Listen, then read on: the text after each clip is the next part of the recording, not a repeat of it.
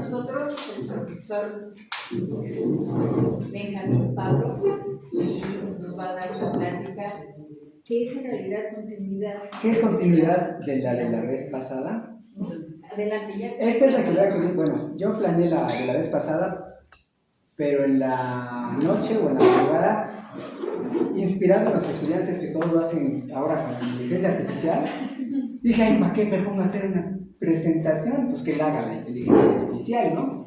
Y entonces ya le dije que lo hiciera y la hizo. Y ya cuando la vi, comparada con lo que yo había pensado, dije que soy muy decepcionado de ti, de la inteligencia artificial. Entonces, pero ya dije, la voy a cambiar, pero ese día ya tenía hecha lo que hicimos la vez pasada, entonces ya di lo que tenía hecho, pero dije, la siguiente vez, o sea, esta, pues voy a hablar de que en algunas cosas la gente alaba tanto a la inteligencia artificial y desde mi punto de vista, y voy a decir por qué creo que pasa lo que pasa, no da tan buenos resultados. Pues ahí está mi disclaimer de siempre, todo lo que se diga ahí lo digo yo, que no le echen la culpa a la Facultad de Ciencias Políticas, ni a nadie de IEMS, ni de nada más, todo soy yo. Siempre pongo así una parecita o algo. Esta no es una canción, pero esto es algo para una persona que se llama Susana, que le digo Susi. Entonces yo le dije, te voy a escribir algo. Mi clase se llama supersimetría, pero a la supersimetría le dicen de cariño Susi. Y entonces, por eso ya tenía como antes de la pandemia. Ya ni nada, pero bueno. Entonces, ahora sí. Estaba platicando con mi hija de papá, porque ella usa la inteligencia artificial para todo, ¿no? Y me dice, y le dije, ¿tú qué piensas? ¿Es más lista que tú?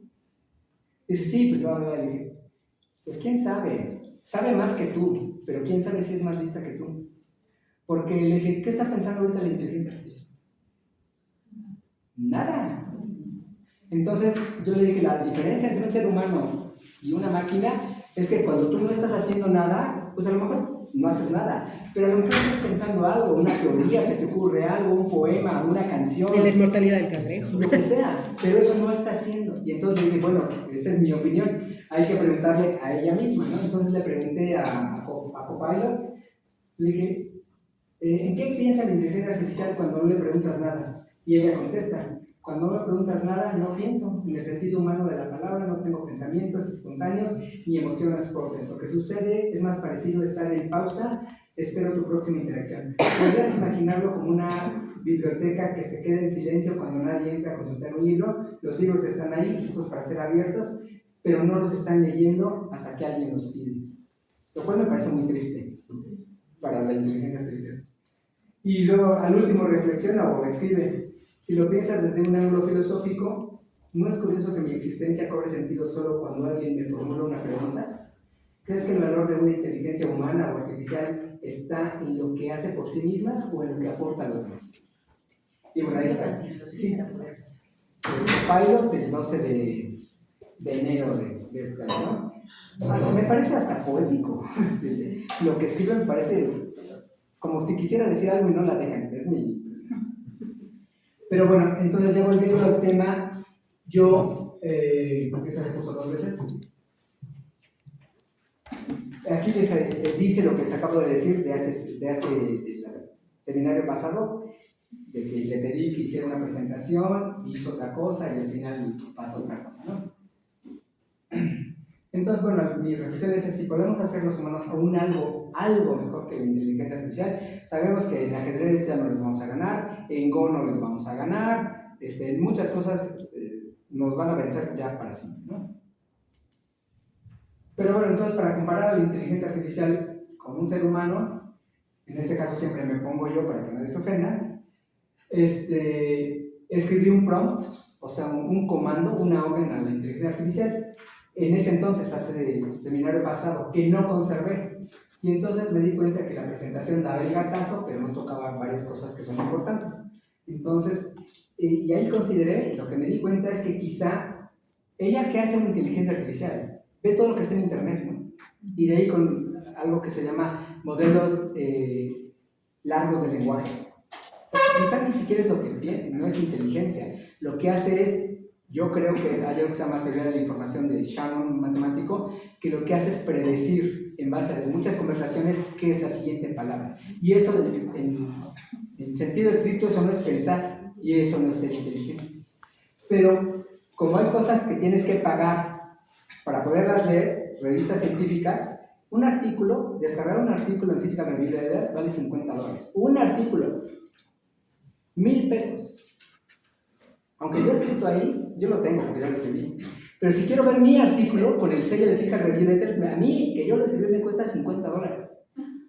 Entonces pienso que pues, las inteligencias artificiales no van a estar pagando para consultar los artículos. Entonces yo creo que las limitaciones en lo que ellas, la información que ponen, es ponen lo que es gratis. Y hay cosas que no saben, que solamente se pueden ver si tú tienes acceso a esas revistas que tienes, digo, la Facultad de Ciencias tiene ese convenio, ¿no? Yo las puedo ver. Pero la inteligencia artificial no creo que esté pagando eso. Entonces yo creo que parte de su análisis que no es tan amplio es por estas cuestiones de dinero. De todas maneras me quedo así el gusanito y pues voy a hacer un análisis de 3 inteligencias artificiales. Por el tiempo yo creo que nada más voy a hacer una contra algo que... contra mi curso de la Facultad de Ciencias, de aquí adelante. Entonces ya les pedí que escribiera un prompt, porque entre mejor le pides las cosas, en el pedir está el dar, ¿no? Entonces ya les dice eso a los estudiantes, ¿no? Así como le pides, te va a dar las cosas. Haz este trabajo a un nivel bachillerato, bla, bla, bla, bla. Entonces, sé detallado. Entonces yo le escribí una presentación a nivel de licenciatura en física o en ingeniería física con el objetivo de dar a conocer la motivación teórica, el formalismo básico y el estado experimental de la supersimetría. Ese fue el prompt. Y se lo pedí a Gemini, a ChatGPT y a Copilot. Y eso lo comparo con mi curso en la Facultad de Ciencias. Esa es en la página de la Facultad de Ciencias, ahí tienes que vender tus cursos, ¿no? Para que los estudiantes se inscriban, ¿no? Entonces lo que está ahí, lo que se publica en el portal de la facultad, como yo pido los cursos, empiezo con esto, digo, el sueño de la física teórica es unificar todas las fuerzas de la naturaleza. Y creo que eso lo mencioné la vez pasada en la plática que sí di. Entonces lo que queremos hacer los físicos es unificar todas las cosas en una sola teoría, no sé si por flojos o por economía intelectual, de talacha, lo que sea, pero es mejor tener una teoría que tener 20, ¿no? Y es mejor tener una ecuación que tener 50, ¿no? Y entonces, me olvida el control. El láser es este. Entonces tenemos nuestra mejor teoría, es el modelo estándar, que es una teoría cuántica de campos, donde aquí están, sabemos que existen 4 fuerzas en la naturaleza, eso lo dije la vez pasada también. Hay 3 fuerzas bien portadas, que se llaman fuerzas de gauge o de gauges calibre, o son fuerzas internas. Este es el electromagnetismo, esta es la fuerza débil y esta es la fuerza fuerte. Entonces 3 de las 4 fuerzas son descritas por estos grupos de simetría. Cada grupo de simetría, un grupo de simetría, podemos ver, y aquí lo voy a usar de ejemplo, el grupo de simetría de las rotaciones en 3 dimensiones. Pues, y creo que hasta lo dije la vez pasada, agarro algo y le doy vueltas y no cambia. ¿Qué no cambia? Pues nada. Si agarras un objeto y le das vuelta de un lado o del otro, ¿verdad? No cambias ninguna de sus propiedades. Entonces esas son simetrías de un sistema físico. Un sistema físico, pues es un objeto de estudio en física. Entonces, tenemos para la parte de la electricidad, la fuerza débil y la fuerza fuerte. La fuerza débil se encarga del decaimiento radiactivo. Las cosas solitas, sin que les hagas nada, se descomponen. Y la fuerza fuerte es la que mantiene unidos a los protones en los núcleos atómicos. Todos son positivos y nos enseñaron que las cosas del mismo signo se repelen. ¿Por qué no se deshacen los núcleos atómicos? Porque hay una fuerza más fuerte que los mantiene pegados.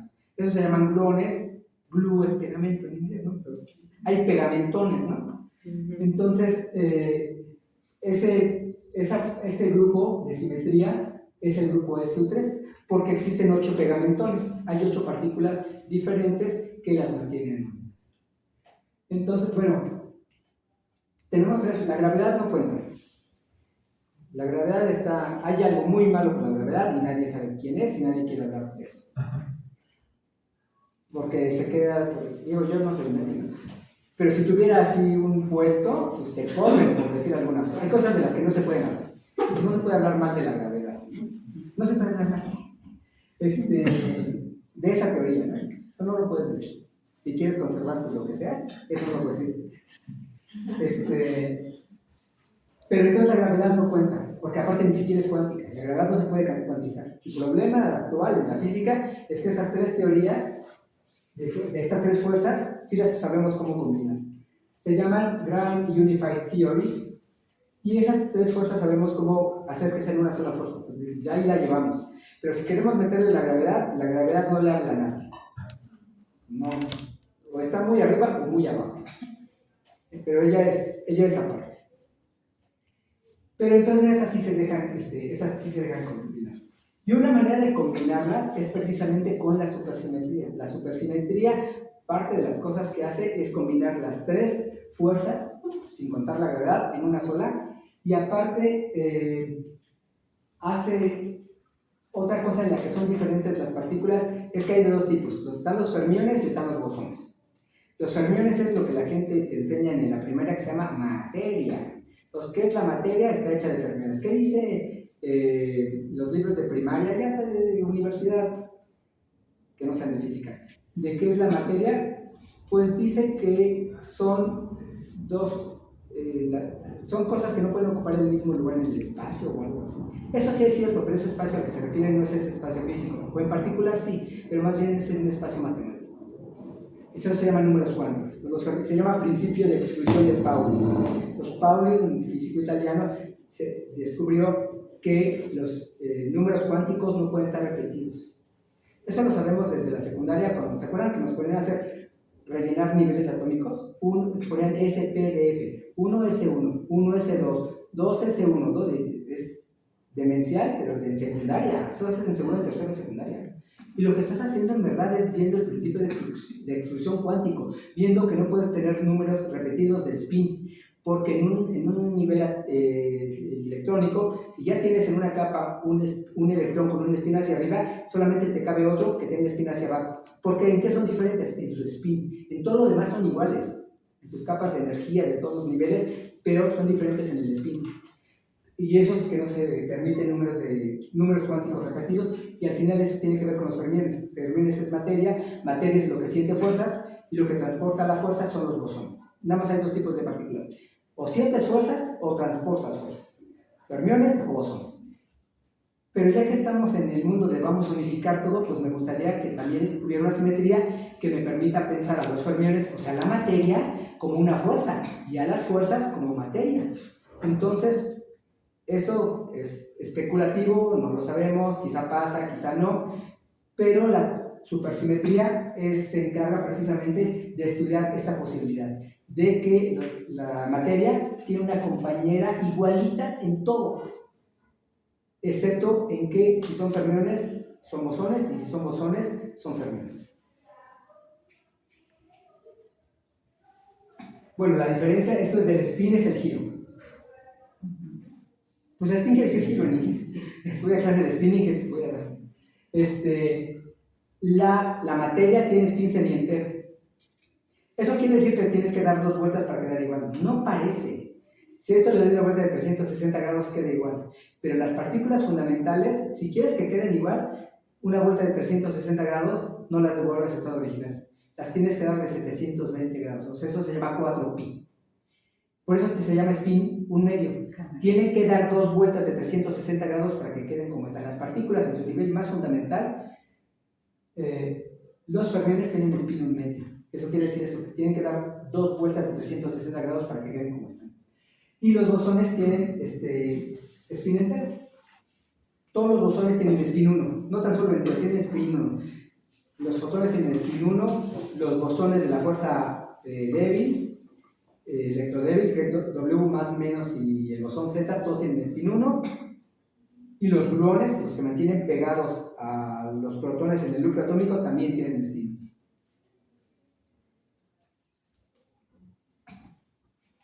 Bueno, y entonces aquí es donde aparece la supersimetría, donde cada constituyente tiene un supercompañero. Supercompañero quiere decir que es supersimétrico. Lo super de cualquier cosa en física o en matemáticas es que tiene un compañero. Estadístico. Y entonces,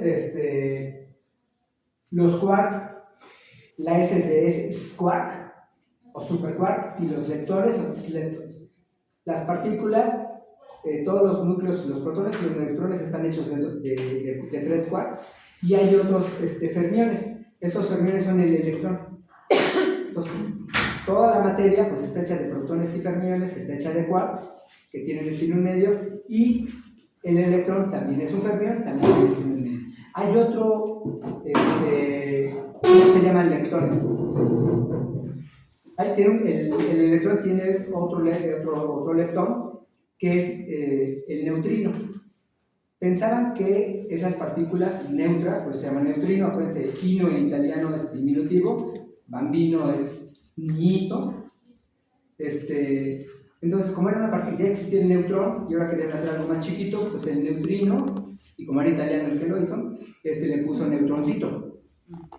Pero ese pensaban, todavía cuando yo entré a estudiar física, no es cierto, ya había acabado la carrera, pensaban que los neutrinos no tenían masa. Los trataban como si fueran partículas sin masa. Pero si fueran partículas sin masa, quizá no serían fermiones. Pero no se sabía, en ese entonces, o sea, hace 20 años, no sabían si tenían masa o no.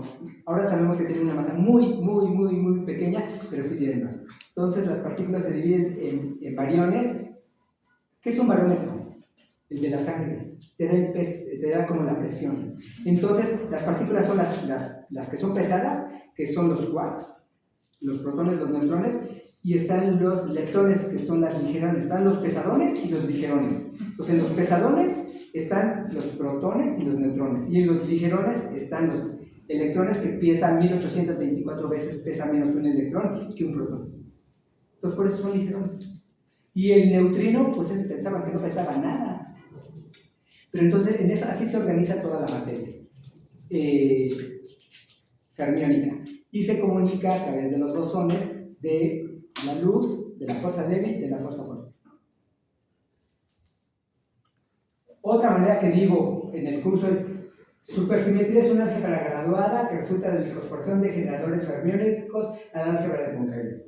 El álgebra de Poincaré me describe precisamente las traslaciones, todas las rotaciones y unas transformaciones de relatividad especial que se llaman transformaciones de Lorentz, del grupo de Lorentz. Son algún tipo de rotaciones, pero respecto a un eje complejo. Las otras rotaciones son respecto a un eje real, pero las otras rotaciones, que se llaman boost en relatividad especial, son rotaciones respecto a un eje complejo. Pero esta teoría unifica los fermiones, que son la materia, con los bosones, que son los portadores de fuerza, y en una sola bolsa. Esa bolsa se llama supermultiplex. Todo eso es la introducción de mi curso. Supersimetría es un modelo teórico que consiste en un conjunto de campos cuánticos y un lagrangiano.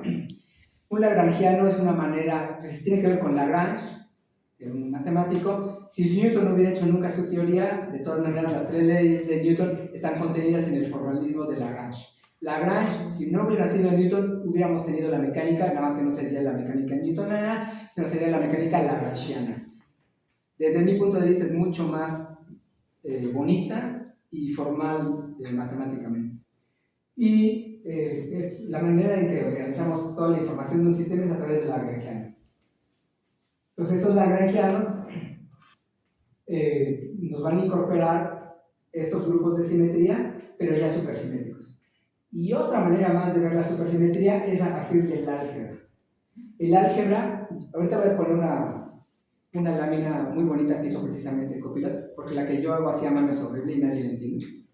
Pero le dije, pero tienes que hacer un buen prompt, ¿no? Le dije, ¿podrías hacer una imagen, bla, bla, bla, bla, bla, donde se muestren estas ideas, ¿verdad? Y le das el modo de pensar profundo, se tarda más, pero hace las cosas que se le da hacer rápido, ¿no? Y bueno, y entonces está el grupo de simetrías. Ese grupo, como es un grupo de Lie, también es un apellido, da igual, pero que es un grupo de Lie, tiene algo muy bonito, que al mismo tiempo es un espacio. En términos matemáticos, es una variedad diferencial. Una variedad diferencial es algo que muy, muy, muy de cerca se parece a esto. Muy de lejos podría ser otra cosa. Por ejemplo, piénsalo en una dona, que en matemáticas se llaman todos. Si agarras un pedacito de una dona, podrías pensar que el mundo es plano. Pero si ya la ves de lejos, pues ya no tan solo no es plano, y no tan solo no es curvo, una esfera es curva, pero una dona tiene un agujero. Y eso es algo topológicamente, es algo no trivial. Eso se llama género. Es una superficie con género. Entonces, pero una variedad diferencial es algo que muy cerquita parece algo de todos los días y ya de lejos podría ser tan torcido como tú quieras. Una botella de Klein, una dona, una cinta de Moebius, lo que sea, ¿no? Y entonces en esta teoría, en estas superálgebras, van a vivir podemos organizar las partículas y la manera de organizar toda la información de todo el universo, de todas las teorías, es a través de supercampos. ¿Por qué supercampos? Porque están en el superespacio, que son una generalización de este espacio, en términos de supercampos quirales, vectoriales y quirales. Los quirales los necesitan quiromancia, la diversión con la mano, ¿no? Pero en física se llaman campos quirales porque no funcionan del mismo lado izquierdo que del derecho. O sea que no tienen la simetría de reflejarse en un espejo, ¿no? Entonces, por eso se llaman supercampos quirales, porque tienen esa herencia, bendita o maldita, de estas teorías que sí tenemos. El grupo SU2, que describe la fuerza débil, ve diferente el lado izquierdo al lado derecho. De hecho, el lado derecho no lo ve. Yo creo que eran los tiempos comunistas socialistas, porque en física y en matemáticas todo es izquierdo. Lo bueno, lo que sirve es el lado izquierdo y el eje Z. Entonces, todas las cosas todas las partículas viven en el lado izquierdo de la teoría, left. El lado derecho es trivial. La derecha ni la peleamos. Pero esa es la notación matemática. Al final da igual a qué le llamas izquierda y a qué le llamas derecha matemáticamente, ¿no? Y bueno, la simetría consiste en un conjunto de campos cuánticos, una granjeada, etc. Bueno, mi idea es empezar con definición y ejemplos esto es cómo empieza mi grupo ya en serio. Esta fue la presentación para llamar a los estudiantes y que piquen. No es mi cebo, ¿no? Es el gusano de la caña. El suelo. Es decir, para que piquen. Pero ya que picaron, ya en la vida real, como empieza el curso, es así. Con algo muy fácil. Viendo espacios vectoriales. Aquí en otros seminarios he revisado muchas veces qué son los espacios vectoriales. Entonces yo creo que eso ya no hay más que decir al respecto. Lo de las cuatro fuerzas, las transformaciones de un sistema físico. Entonces aquí esta es la imagen que hice en la madrugada.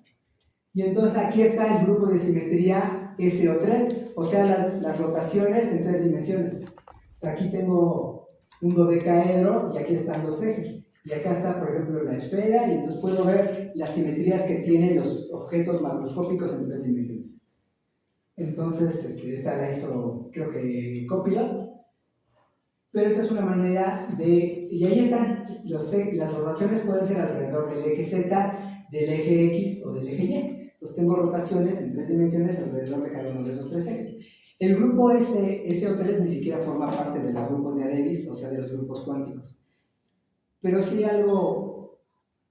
los grupos que no se portan bien o que son así no tan buenos, tienen un pariente rico. Entonces el pariente rico de los grupos que no tienen buenas propiedades, una buena propiedad que debería tener un grupo para que sea matemáticamente, físicamente lo podamos usar, es que sea unitario, y esos grupos no son unitarios. Pero, esto también lo dije creo que la vez pasada, o en otras semanas, le podemos poner una tarpe encaje. Esas salen en las líneas de los nivelujos, pero sé que Harry Potter hace lo mismo sin darle ningún crédito a la línea de los nivelujos. Hay como una tapa para que se vuelva invisible, ¿no? El tal chavo de los lentes. Yo nunca he visto ni las películas ni le... Pero sé que en el anillo de los nivelujos hongos, Brunhild tiene, no es cierto, Siegfried tiene la Tarpenkappe, que él se puede hacer invisible. Pero entonces hay una manera bonita de cubrir a los grupos que no son unitarios, que se llama cubierta universal. Y esa cubierta universal la cubrimos con un manto que los vuelve unitarios. Y entonces ahí sí podemos trabajar, no en el grupo, pero sí en su versión rica, que es con la cubierta universal. Pero este es un grupo y una visión artística de cómo se ve. Defino el concepto de grupo, que lo acabo de medio platicar. Los grupos de Lie son muy importantes, los grupos de supersimetría. El punto es que sean de Lie es que cada grupo de Lie está asociado con un espacio. Y un espacio es una variedad diferencial, y una variedad diferencial es algo que muy de cerquita, pues por eso pensaban que la Tierra era plana, ¿no? Porque muy de cerquita parece plana. Digo, hay gente que todavía cree eso, ¿no? Se llaman tierraplaneros, ¿no? Ahorita, y hacen congresos. Pero eso se debe a que es una variedad diferencial. La Tierra, que es esférica, muy de cerca parece plana. Tuvieron que pasar, bueno, creo que Eratóstenes lo hizo midiendo su obras con los griegos, pero se olvidó, ¿no? Pues hay gente que todavía no lo sabe. Con la propiedad de que sus transformaciones pueden pensarse como la aplicación repetida de pequeñas transformaciones. Si pensamos que esas transformaciones, esas rotaciones, se pueden hacer así como tipo el que ya va a pagar impuestos en abonos chiquitos, entonces, si hacemos pequeñas transformaciones en matemáticas, las cosas muy pequeñas se llaman infinitesimales. Entonces, si yo pienso en una aplicación de infinitesimal, o sea, poco veneno no mata, ¿no? Entonces voy a hacer las transformaciones de mi sistema con transformaciones infinitesimales. Esas transformaciones infinitesimales constituyen el álgebra del grupo. El grupo se puede ver como una pelota si quieren, pero muy de cerquita, esas transformaciones infinitesimales, eso se llama espacio tangente. Si tengo una pelota y le pongo un plano, lo va a tocar en un punto. Este plano que toca mi pelota, que es mi grupo, que es mi variedad diferencial, el álgebra es el espacio tangente. Entonces, en el álgebra van a vivir los generadores de las transformaciones del grupo. ¿Qué quieres hacer? Rotar. Ah, bueno, pues tus transformaciones infinitesimales viven en el álgebra, y ese álgebra es el espacio tangente. Tu grupo de simetría es un objeto, un espacio, y a donde lo toques tangencialmente, ahí ese espacio tangente es el álgebra. Y ahí en el álgebra viven las transformaciones chiquititas de las rotaciones o de las traslaciones. Si te quieres mover, pues tienes que hacer traslaciones infinitesimales. Y eso constituye un espacio vectorial. Un álgebra es un espacio vectorial con un producto algebraico. Entonces, dense cuenta de los conceptos matemáticos, como los estamos utilizando en varias de sus cosas. Lo bueno de los grupos de Lie es que son un grupo, pero también es un espacio. O sea, cuando me sirves de grupo, tú lo como grupo. Cuando me sirves de espacio, tú lo como espacio. Entonces, por eso son importantes los grupos de Lie. Un grupo de Lie tiene asociado un álgebra de Lie, pero un álgebra de Lie es un espacio vectorial, y de eso ya aprendimos un chorro las veces pasadas. Ese espacio vectorial, al final, un espacio vectorial, como vimos, es un conjunto. Un vector es un conjunto de datos. Bueno, esos datos son las partículas, y eso se van a llamar representaciones. Mi teoría, que tiene una simetría que se aplica sobre un sistema, es generado por estas cosas infinitesimales, los generadores de simetría, y al final resulta que ese conjunto de vectores son las partículas. El protón, el neutrón, el electrón, todas las partículas que conocemos son elementos de un vector. Ese vector es un álgebra, y ese álgebra está asociado a un grupo, y ese grupo está asociado a transformaciones de un sistema físico.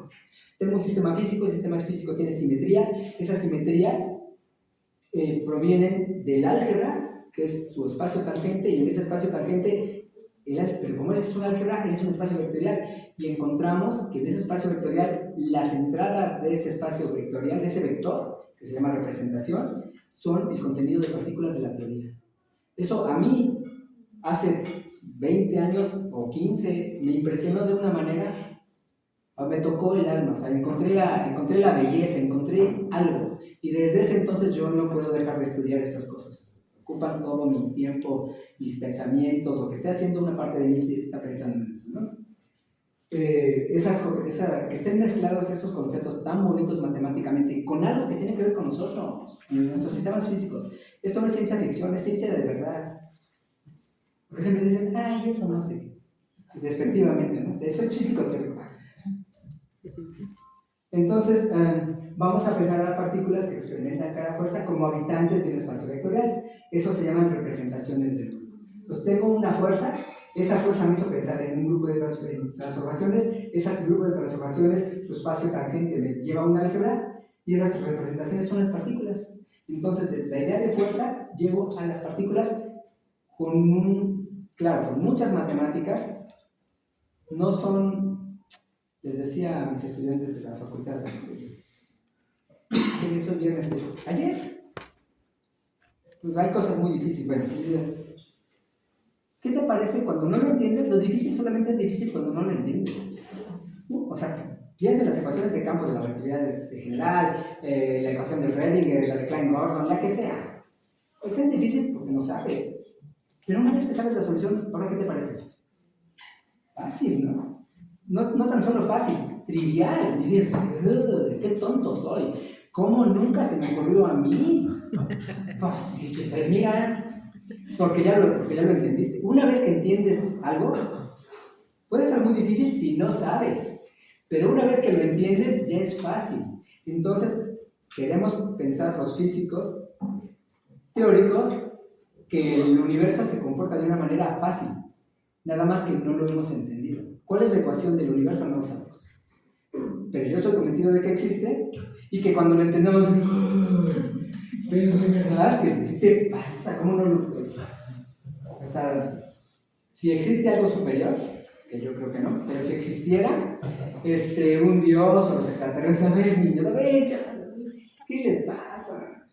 Pero igual que con los padres a los hijos, ¿no? Tú tienes que aprenderlo solito. Date de toques. Bueno, aquí le dije que me hiciera lo mismo, pero para el álgebra, ¿no? Entonces es una representación. Aquí están los vectores, ese es un espacio vectorial. Esta L es de Lie. Ahí se quiso, no sabe qué hacer la inteligencia artificial. Digo, ¿cómo le digo que sea una álgebra de Lie? Y le puso una L, ¿no? Pero el dibujo está bonito. Entonces hizo acá unos ejes donde están unos vectores, ¿no? Se ve mucho mejor que los míos que hago a mano en un pizarrón. Les he enseñado las fotos horribles. Y aparte, como el prompt lo haces tú, lo puedo usar yo. Puedes usar las cosas con inteligencia artificial si es tu idea. Entonces, y no tienes que pagarle nada a nadie. Pues eso me gustó mucho, porque antes yo tenía que estarle buscando las imágenes de quién sabe qué y tenerlos, que no cito a nadie porque lo hice yo. Bueno, nuestras mejores teorías son la relatividad y la mecánica cuántica. La relatividad tiene una parte bien portada, que es la relatividad especial, y la relatividad general, que es la mala. En el siguiente sentido, la relatividad especial se deja cuantizar. Cuando yo caso a la relatividad especial con la mecánica cuántica, me da la teoría cuántica de campos, QFT, Quantum Field Theory. Entonces, nosotros sabemos combinar la mecánica cuántica con la relatividad especial, eso me da las teorías cuánticas de campo, el modelo estándar, el Standard Model, que es nuestra mejor descripción de las cosas a nivel fundamental, lo que hacen en Suiza, en el Gran Colisionador de Hadrones, el LHC. Ahí utilizan nuestro modelo estándar, son el grupo 1, que ya dije que era, el grupo SI2 y el grupo SI3. Esos tres grupos de simetrías se pueden cuantizar y entonces forman teorías cuánticas de campo. Aquí está la fuerza electromagnética, la fuerza débil y la fuerza fuerte. Esas sí las sabemos usar y hacemos experimentos. Yo he estado en el LHC, es muy bonito y son buenas personas, no son tan queridos como se podrían imaginar. Algunos sí, pero hay muchas personas así, súper sencillas, súper sencillas. Y sí, yo fui a la parte de teoría, ¿no? Está la parte experimental, que son los que están ahí moviendo los cables y eso. Bueno, no tanto, pero así. Y la parte teórica, que es los que estás planteando experimentos para los experimentales, ¿no? Al final es un laboratorio. Bueno, queremos que solo existe una fuerza. Dice, es que si existiera una fuerza, solo existiría una representación. Y una representación es solamente un conjunto de partículas que se convertirían unas en las otras. Eso es lo que queremos. Que los protones se puedan volver fotones, o los fotones se pueden volver gluones de la fuerza débil. Queremos poder intercambiar todas las piezas de nuestro rompecabezas. Por eso queremos que exista solamente una sola fuerza, para que nuestro conjunto de partículas, que se llaman múltipletes, que tienen que ver con el álgebra, se puedan transformar unos en los otros. Entonces, bueno, sin embargo, las simetrías del modelo estándar son simetrías internas, lo que significa que no dependen de las coordenadas del espacio-tiempo. Y pues actúan sobre propiedades intrínsecas, eso se llaman números cuánticos o cargas, como el color no es este color. El grupo de simetrías SU3, de las fuerzas fuertes, tiene 3 colores. La misma partícula, el mismo quark, viene en 3 versiones. Y inspirados en las televisiones viejas de color, en los píxeles y en los de artes, en los colores primarios, entonces les pusieron rojo, azul y verde. Entonces, es como tenemos 3 de cada una, ¿cómo las vamos a diferenciar? Pues yo creo que había alguien que había sido rechazado de la escuela de artes o de algo, y digo, ay, ¿qué les parece si las etiquetamos con colores? No son estos colores. Nada más para decir que son diferentes en algo, se llaman, y esa es la cromodinámica cuántica, la Q de cromodinámica. Esa es SU3, entonces esas cargas podrían ser el color de la fuerza fuerte, el sabor. Ese sabor quiere decir si eres espina hacia arriba o espina hacia abajo, tampoco es el sabor ácido, azucarado, lo que sea. O podría ser la carga eléctrica. Las partículas cuánticas en un espacio interno sin alterar sus coordenadas, a eso le llamamos simetrías internas. Si queremos combinar las simetrías del espacio-tiempo, o sea, estas, con las simetrías internas cuánticas que vemos en los aceleradores, eso fue en 1967, porque siempre queremos tener una ecuación de todas las cosas, la ecuación de Dios, que nos explique todo, porque ya que la tenemos, bueno, pues ya dáselo a alguien a que lo haga, ¿no? Pero sí, ese es nuestro sueño. Y entonces, en los 70s, hubo una efervescencia por querer unificar todas las cosas, porque ya habíamos unificado otras cosas, habíamos unificado la electricidad con el magnetismo. Entonces, mira, se puede unificar, la fuerza eléctrica es la misma que la magnética, y la magnética, ley de Faraday, por ejemplo.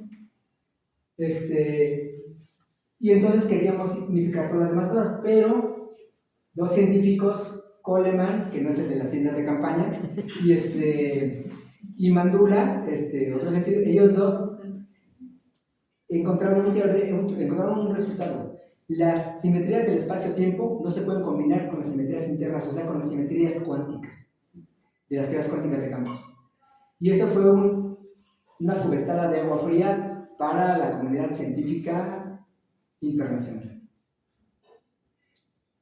Pero regularmente los físicos teóricos somos, lo digo por los que conozco y hablo de los del EHC, y también los de aquí de ciencias, y los de la prepa también, esos no tanto,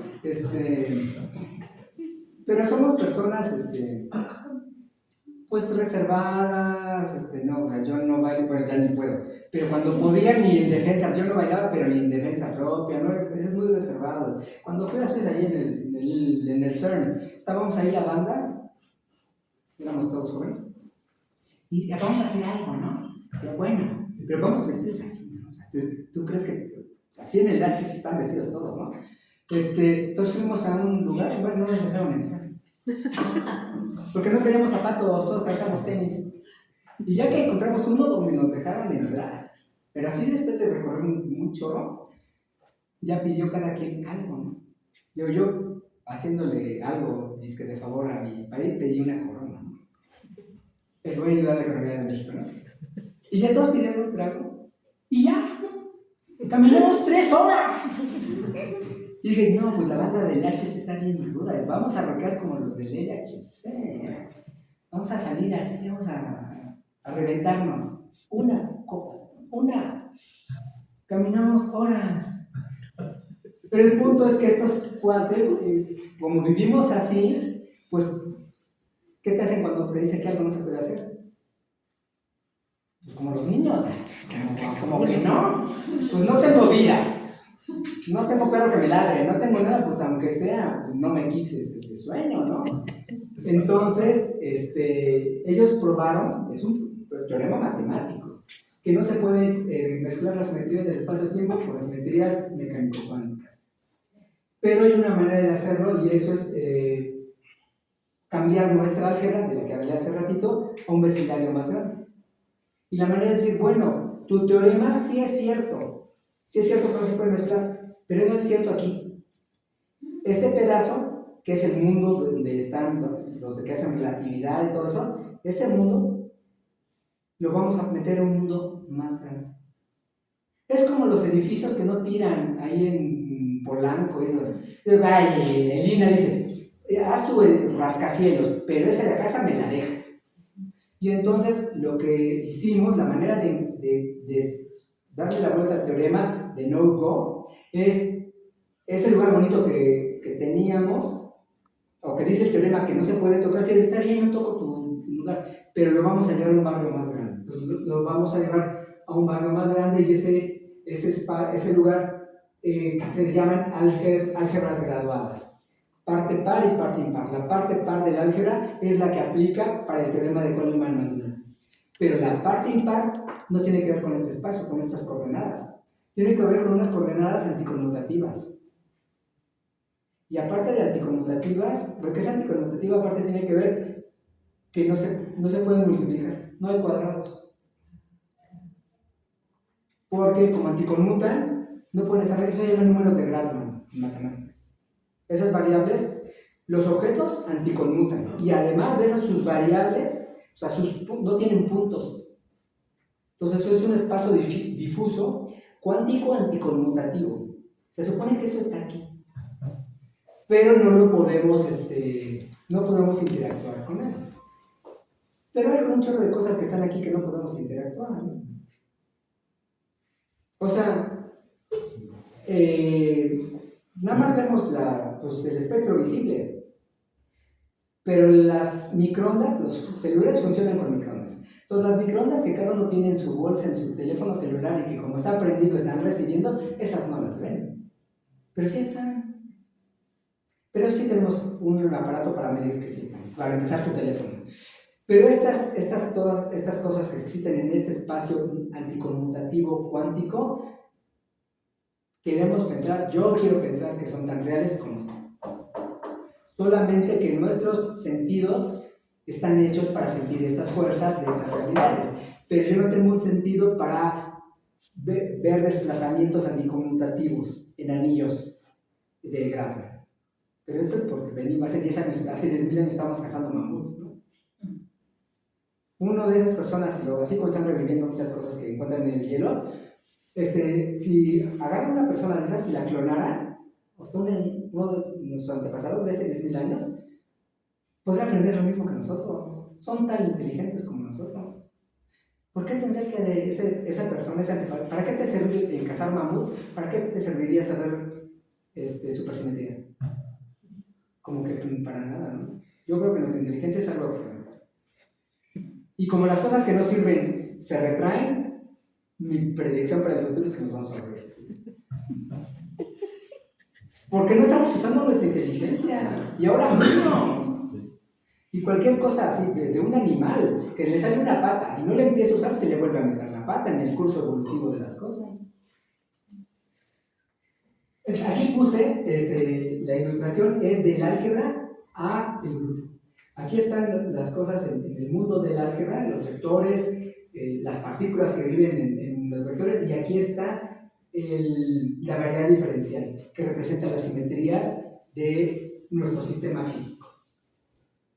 Y aquí está, por ejemplo, el álgebra graduada, en vez de tener conmutadores, que son los que utilizamos en mecánica cuántica, tenemos anticonmutadores. Las Q son los generadores de los desplazamientos en este mundo de coordenadas anticonmutativas cuánticas. Pero es muy chistoso, ¿no? Si ustedes tomas el anticonmutador de dos desplazamientos en este mundo anticonmutativo cuántico, lo que te queda es la P es el generador de traslaciones en el espacio-tiempo. Entonces si hiciéramos, y eso es una cuestión de ingeniería, antes de que nos volvamos estúpidos, esto es lo que vamos a hacer, si podemos hacer una máquina que cree desplazamientos en este espacio anticonmutativo y tomo dos seguidas, me toca, lo que voy a obtener es un desplazamiento en el espacio-tiempo. ¿Qué es un desplazamiento en el espacio-tiempo? Para empezar, podríamos ir al pasado. Esa es la máquina del tiempo. No, es que no sé. Pues en papel sí sé hacerlo. Pero ahora es una máquina. Pues Newton sabía en papel mandar cohetes a la luna. Como lo dije también la vez pasada.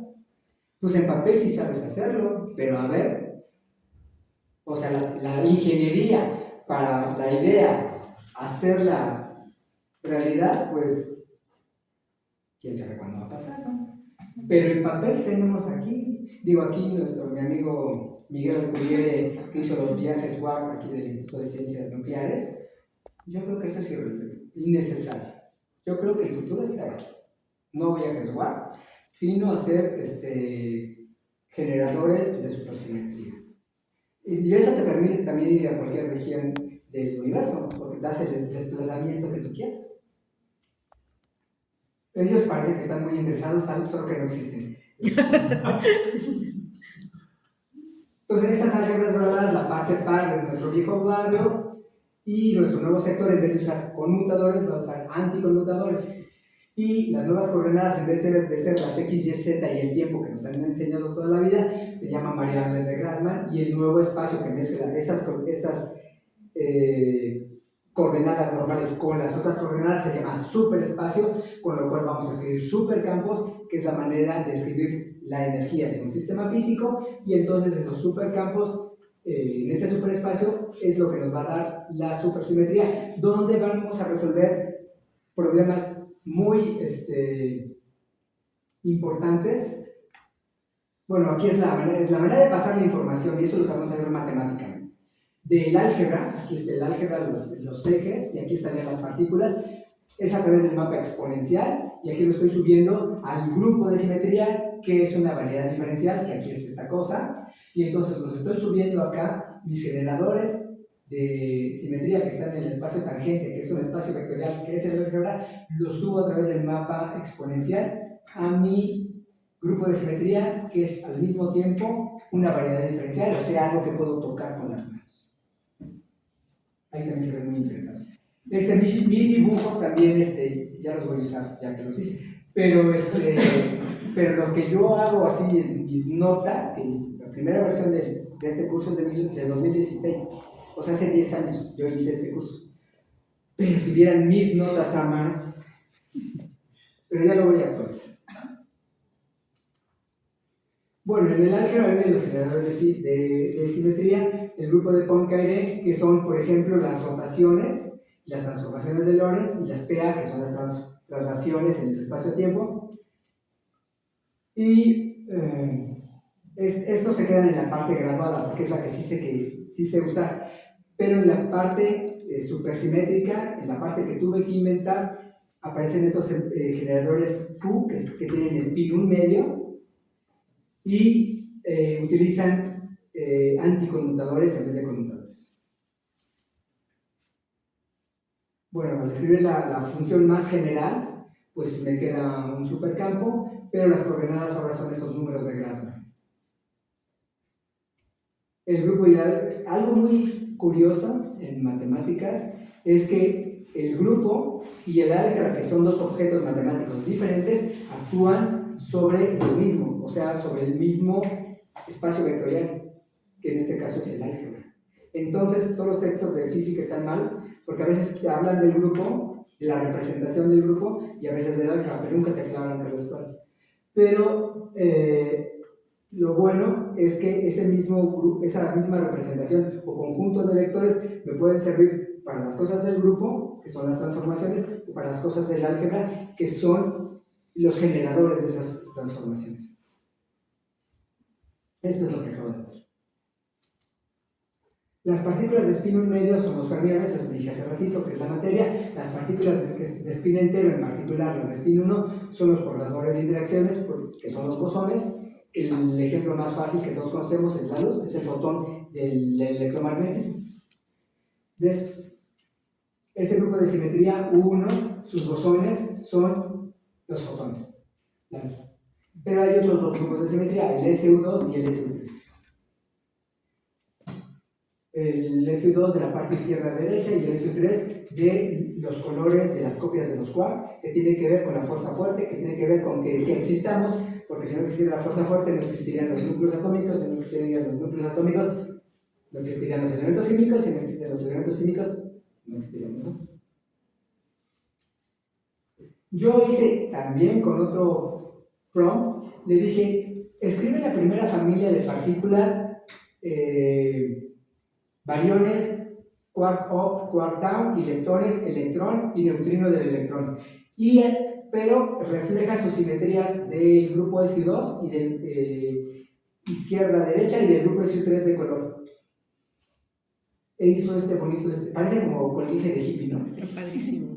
Pero aquí están todo el contenido de partículas y están las partículas y sus compañeros supersimétricos y en diferentes colores porque representan diferentes cuestiones del grupo. Bajo SU2 son diferentes, o sea, bajo el grupo de left y right, y del grupo SU3 de color también tienen que conservar otras propiedades. Entonces yo le di el prompt y me hizo este bonito de dibujo hippie.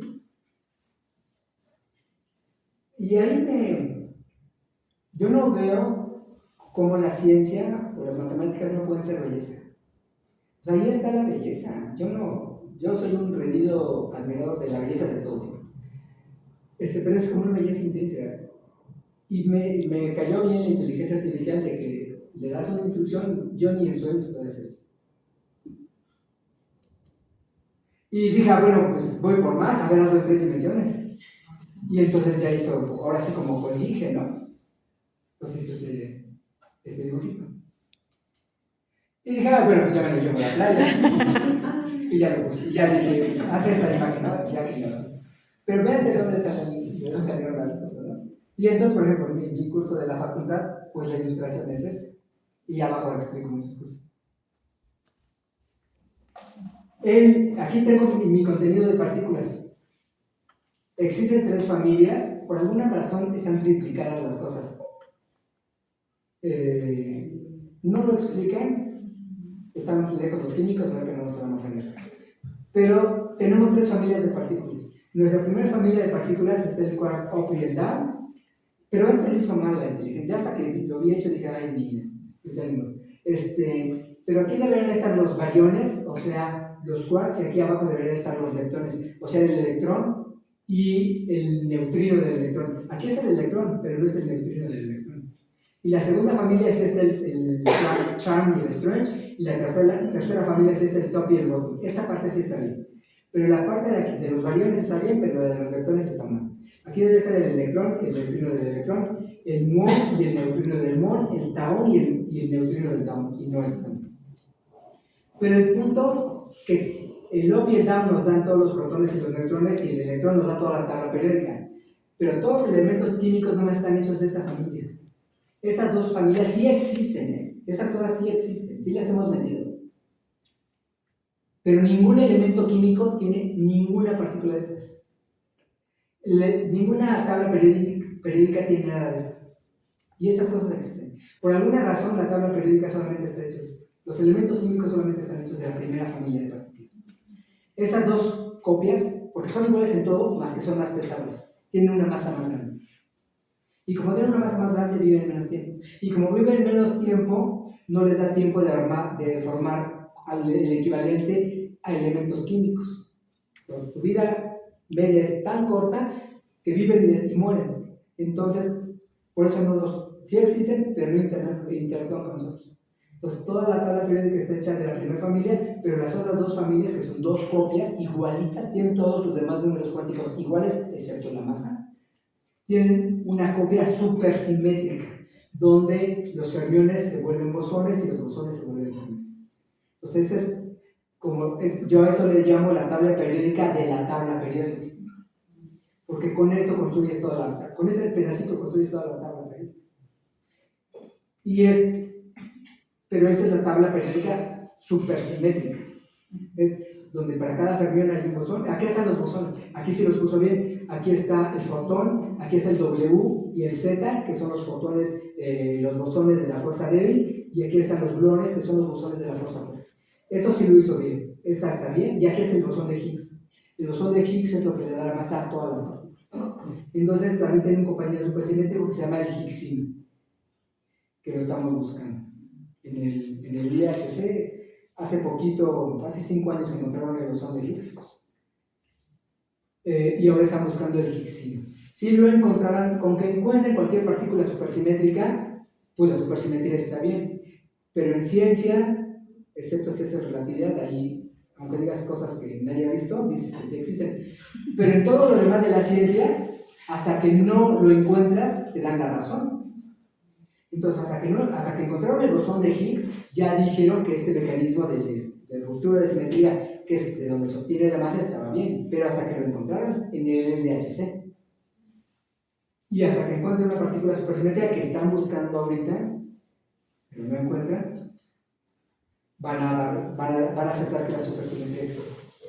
Bueno, todo esto es de mi curso, entonces ya obviamente no va a dar tiempo para ver los 3 análisis de las 3 inteligencias artificiales, entonces los voy a pasar rápido y los voy a ir comentando. Entonces le dije a Gemini o Gemini que hiciera un curso de supersimetría con tales características. Es buena onda porque me dio 7 diapositivas. Y te pone diapositiva 1, introducción y contexto, el modelo estándar y sus límites de éxito. Modelo estándar. El modelo estándar describe con precisión las partículas fundamentales, los fermiones y sus interacciones bosonales. Eso se lo hizo bien. Ha predicho la existencia del quark top, el bosón WZ y el bosón de Higgs. Esto también lo hizo bien. Las lagunas, así le puso. A pesar de su éxito, el modelo estándar es incompleto, eso es cierto. ¿Por qué? Excluye la gravedad, ya sabemos que ni siquiera lo iba a intentar. No explica la materia oscura. Yo digo que está bien porque yo digo que no existe. Pero siempre que digo eso, en la tarde la van a encontrar.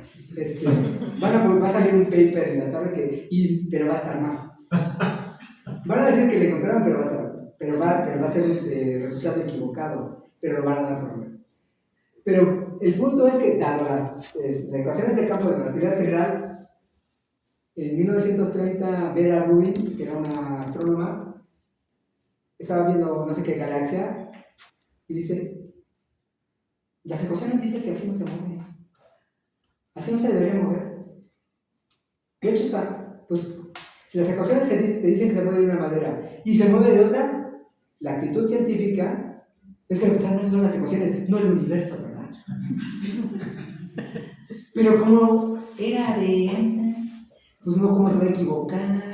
Lo que está mal la teoría está bien, a ver cómo le haces para arreglar el universo, porque la teoría está bien, Y entonces, ¿qué hicieron? A mano metieron esta cosa que se llama materia oscura, que nadie ha visto, nadie sabe qué es, nadie sabe dónde vive algebraicamente, así como lo estaba diciendo. El sentido del álgebra, en el sentido de la teoría de grupos, nadie sabe dónde vive. No interactúa con nada, no la puedes ver, no la puedes sentir, pero ahí está. ¿Y para qué la pusieron? Porque si la agregas, las ecuaciones sí te dan el resultado correcto, pero esa no es una actitud científica. Cuando el experimento te da una cosa diferente a la ecuación, lo que tiras es la ecuación, no la realidad. Pero la humanidad, en esta obsesión que yo no entiendo, para que no esté mal la relatividad general, inventaron la materia oscura. Porque aparte no está poquito mal, está 70% mal. O sea, no fue un errorcito. En ciencias, quienes hacen experimentos se llama cucharear errorcitos. Pues ahí ya ve. Redondea. Mejor que redondea, lo que sea. Esa es la cuchara, pero esta es una cuchara del 70% del universo. Entonces es una gran cuchara. Y no explica la simetría de materia antimateria. Eso sí es una parte que no sabemos por qué no. Porque es que se debieron haber cancelado es que tampoco existió el Big Bang, porque esa es otra singularidad.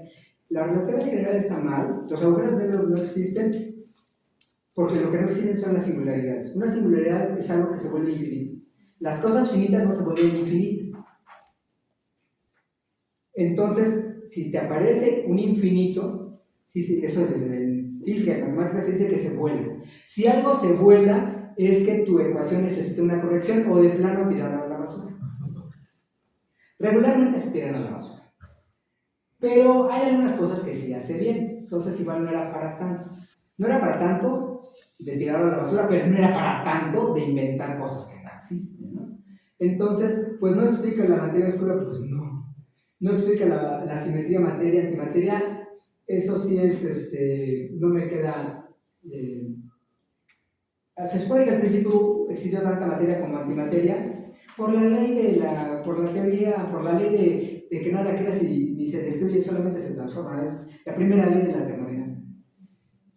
Pero debería haber, si se hubieran sido iguales la materia y la antimateria al principio del universo, entonces no debería haber nada, porque se hubieran aniquilado, porque la materia se aniquila con la antimateria. Pero si existimos, eso quiere decir que hubo un poquito más materia que antimateria. Esa es la simetría materia-antimateria. Este es el problema de la jerarquía. Este problema de la jerarquía quiere decir la masa del bosón de Higgs. El bosón de Higgs le da masa a todas las partículas, pero tenemos una masa que es donde pasarán la realidad última, es la masa de Planck. La masa de Planck es 10 a la menos 19 y este es 10 a la 2, entonces hay un gap de 10 a la 17, es un 10 con 10 ceros, 10, 100, 1000, 10,000, 100,000, 1,000,000, 10 millones, 100 millones. Bueno, póngale 15 ceros a esa cantidad. Entonces, ¿por qué nuestras teorías, pasando de regímenes tan difíciles de energía en los aceleradores, se conservan? Es un misterio. Y eso se llama problema de la jerarquía. ¿Por qué la masa de Higgs no recibe correcciones radiativas?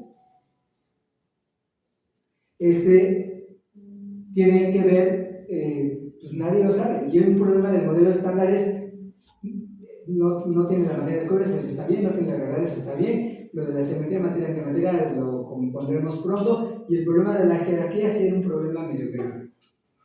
Pero, y aquí está mi opinión, su primer lámina. Está ok, describe en pocas líneas el éxito y las limitaciones del modelo estándar, o sea que más o menos lo hizo bien. Su siguiente lámina es el origen de la supersimetría. Contexto: en los años 70 sirve como una estructura matemática curiosa en el contexto de la teoría de cuerdas. Eso no es cierto. La teoría de cuerdas es posterior a la supersimetría. La teoría de cuerdas se hizo en principio para explicar la fuerza fuerte. Querías explicar en ese entonces que las cosas estaban unidas, los quarks o los protones estaban unidos con lazos, con cuerdas. Entonces la primera propuesta de la teoría de cuerdas no tiene nada que ver con la supersimetría y la teoría cuántica de Gauss. Los pioneros sí fueron estos, al final los que hicieron grandes aportes fueron Sumino y Bess. Para todos, pero yo algunos no, así el japonés sí lo conozco, pero eso no creo que lo haya hecho tan bien.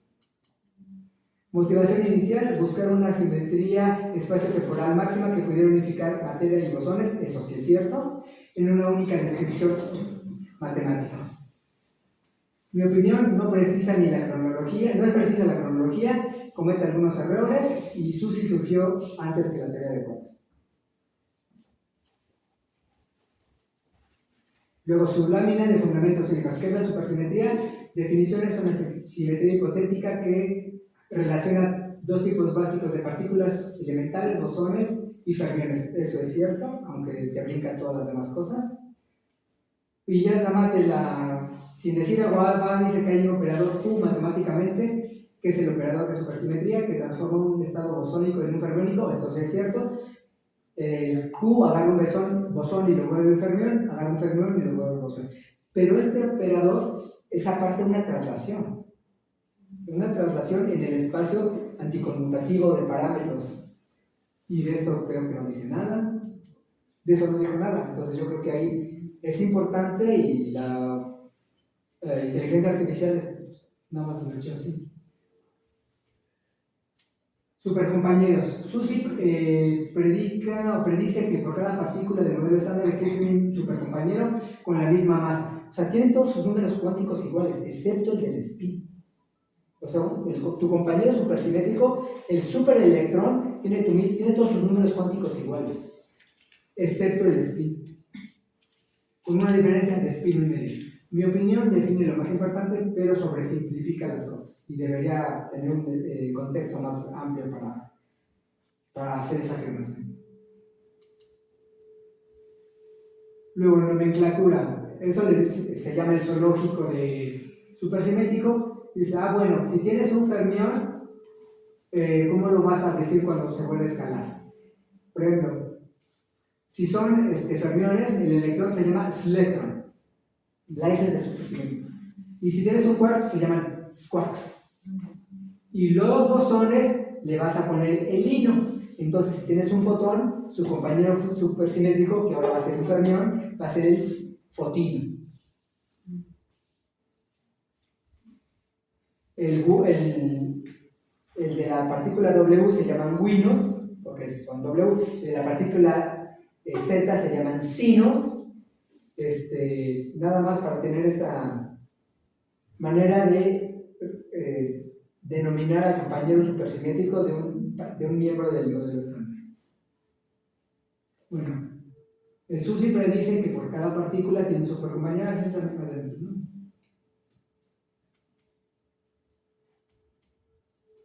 Motivación inicial es buscar una simetría espacio-temporal máxima que pudiera unificar materia y sí. Al final, bueno, esa no fue su motivación, ese fue un accidente. Se quería encontrar una manera de mezclar las simetrías del espacio-tiempo con las simetrías de la mecánica cuántica de la relatividad general, y lo que se encontró es que no se podía, y entonces esa decir no se puede, lo que motivó fue que el intento de solucionarla fuera encontrar la supersimetría, pero no fue ese el motivo, porque no sabían que existía. No te puede motivar a lo que no sabes que no existe. Puse, pues, no es precisa, la cronología, comete errores, lo que he dicho.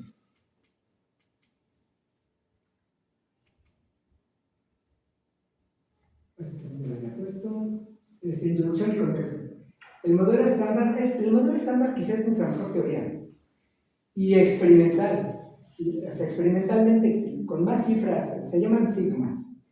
Acuérdense de la distribución estándar, ¿no? Pues, ¿qué tanto se desvían tus datos del promedio?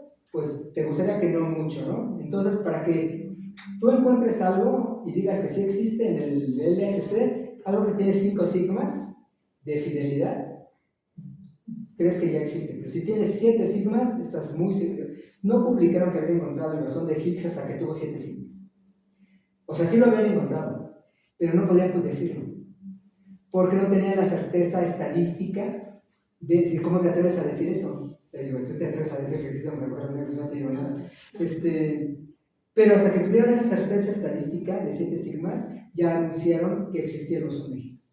Pero lo habían medido muchísimo, lustros antes de lo que afirmaron. Bueno, el éxito es que del modelo estándar, aquí el modelo estándar tiene estos éxitos, y predijo que el modelo estándar es una teoría muy exitosa, o sea, lo que tiene algunas, que yo ya lo mencioné en algunas prácticas pasadas. Y ahí termina su presentación, ¿quién era? Gemini. Pues vale una extensión, tiene 7 láminas y pues no me siento mal de dar el curso que doy porque creo que la inteligencia artificial no podría dar el curso. Entonces, pues no, así no me siento mal cuando cobro, ¿no?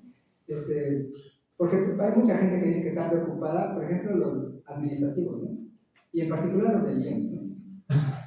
Tú ya puedes hacer toda la inscripción en línea, ¿no? Pero no, lo mandas a que lo imprima y a que lo lleve. Pero ya lo inscribiste tú. Pero bueno, yo entiendo que esos recursos humanos, pues los mantienen. Una manera de mantenerlos es pedirles que vayan a imprimir el volantito, ¿no? Pero en verdad en el sistema ya están inscritos. Porque ¿qué hacen servicios escolares? Ese papel lo vuelven a capturar y lo vuelven a mandar a donde ya está. Pues yo sé que hay muchos, bueno, el gobierno es buena onda, ¿no? En la IP, en la industria privada, pues todas esas industrias tecnológicas, 20,000 personas a la calle. ¿Por qué? Porque ya hay estos que se llaman agentes, perdón por no haber venido a la plática de los agentes de la inteligencia artificial, pero ya la inteligencia artificial ya te puede dejar sin trabajo. Yo quiero pensar que a nosotros, los docentes, todavía no. Porque, a ver, lidia con un estudiante que no te hace caso. Lidia con alguien que no se quita los audífonos, no sé. Y hay cosas, ejemplos de la vida, que no tiene la inteligencia artificial porque no tiene vida, que de tu vida personal hay veces que encuentras cómo modificar lo que estás enseñando para despertarlo y para jalarlo. Pues yo creo que en eso no veo que nosotros corramos tanto peligro en nuestro qué hacer todavía. Pero en el caso particular de supersimetría, dije, bueno, pues sí da algunas ideas generales, comete errores y aparte es muy chico. Yo quizá le debería haber dicho, hazme un curso para un semestre. No creo que lo haga, no lo sé. Pero esa fue la comparación de esa inteligencia artificial. Entonces no creo que valga la pena ver la comparación con las otras dos inteligencias artificiales. No sé qué hora es. O no sé, la verdad, porque es para que haya preguntas y respuestas. Tú dime, ¿cómo vamos de tiempo? ¿Debería parar ahorita o podría avanzar un poquito más? 10 minutos más. Vamos a ver qué puso esta. Y ya nos vamos. Pues es lo mismo. ¿Qué cambio de inteligencia artificial? La última, Copilot lo hizo muy bien. Me gustó mucho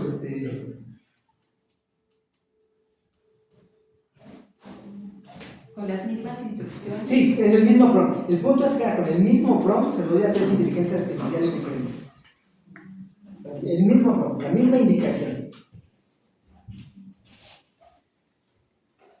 El que peor lo hizo fue ChatGPT. Por alguna razón no me extraña.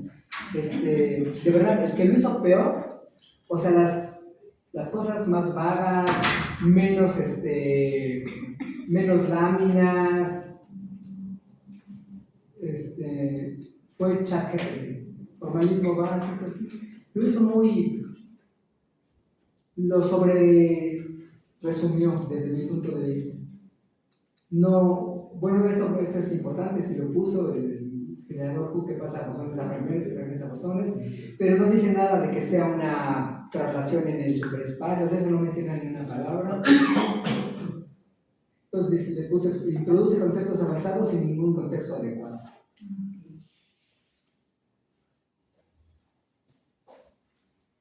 Aunque sí menciona los generadores de supersimetría y hace alusión al álgebra de Lie, aunque tampoco dice nada de su relación con los grupos de Lie, de la simetría, de las transformaciones, pero sí lo menciona.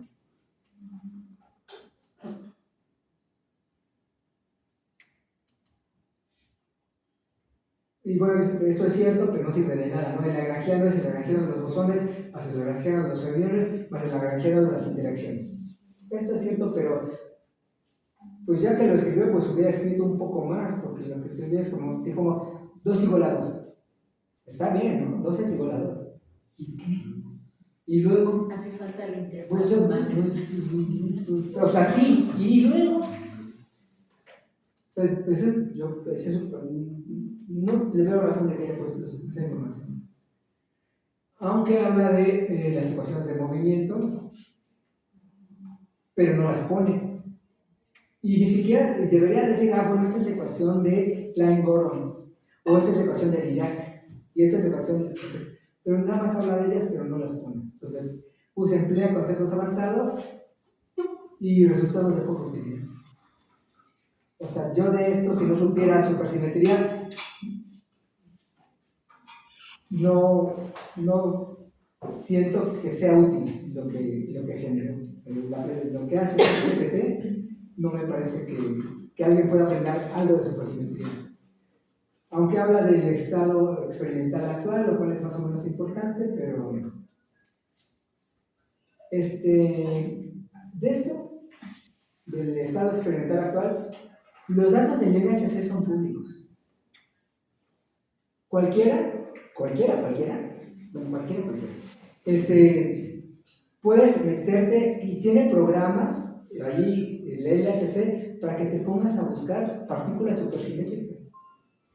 Es que son miles de millones, billones de datos. Es muy difícil. Yo alguna vez trabajé en el Instituto de Física haciendo análisis de espectros de un acelerador de partículas, y es de juguetes de mi alegría. Y te tardaba horas analizando el espectro. Ahora un espectro de experimentos del LHC, pues es una tesis doctoral, pero son públicos. Entonces, se pueden, cualquier persona podría estar buscando partículas supersimétricas y partículas exóticas. Y obviamente, pues, ¿cuántos gatos trabajan en el LHC? En el grupo, pues poquitos. No lo pueden hacer, de verdad necesitan ayuda mundial. Y esos datos son públicos y no me imagino un estudiante de la prepa, no por capacidad, ya no tienen capacidad de retención. No pueden, a los 5 minutos se aburren. Y aquí sería cosas de estar horas sentado haciendo análisis. Pero bueno, eso lo puede hacer cualquier persona. Pero el punto es que se está buscando actualmente la supersimetría en el LHC. Ese es el bajo. A búsquedas indirectas, esto hay gente que cree que puede encontrar, así como encontraron, quizá ven en el periódico, yo no leo ningún periódico, pero que sea, bueno, excepto La Jornada a veces, que no tiene una sección de ciencia o no diario. Pero alguna vez han publicado algo de que dicen que algunas imágenes del telescopio James Webb han encontrado cosas que podrían ser regiones de materia oscura. Pues es otra vez lo de la cuchara. Es que no me da lo que dice. Pues ponle. ¿Pero qué le voy a poner? Pues esa cosa, ponle masa. ¿De dónde lo voy a sacar? Pues quién sabe esa cosa que se llama materia oscura, que no sabe. Esa materia oscura, si existiera, podría pasar a través de mi mano. Y no lo sentiría. No me daría cuenta porque no interacciona con los electrones. Todos lo sentimos con la fuerza eléctrica. Los electrones de las capas de los átomos tocan los electrones de las capas de los átomos de la mesa. En verdad, nunca estamos tocando nada. Ningún electrón toca ningún electrón. Lo que sentimos son los campos como los imanes. Entonces, algo de materia oscura pasaría por aquí y no nos daríamos cuenta, ni la veríamos. Pero en esas imágenes dicen, pues como está acomodado esa parte de la galaxia, de lo que sea, pues la única explicación es que haya algo de masa, una masa que mueva las cosas. ¿Dónde está? Pues nadie la ve. Otra solución podría ser que tus ecuaciones que describen cómo se mueven las cosas son las que necesitan una corrección. Lo que debemos cambiar son nuestro conjunto de ecuaciones, no la realidad. Llevamos 40, 50, 60 años buscando la materia oscura en todos los laboratorios. Super Kamiokan de un laboratorio en Japón, el detector de neutrinos, se le han metido miles, billones de dólares a la búsqueda de la materia oscura. ¿Y qué han encontrado? Nada. Pero si estudias las cosas desde la parte algebraica, pues es que ahí no cabe.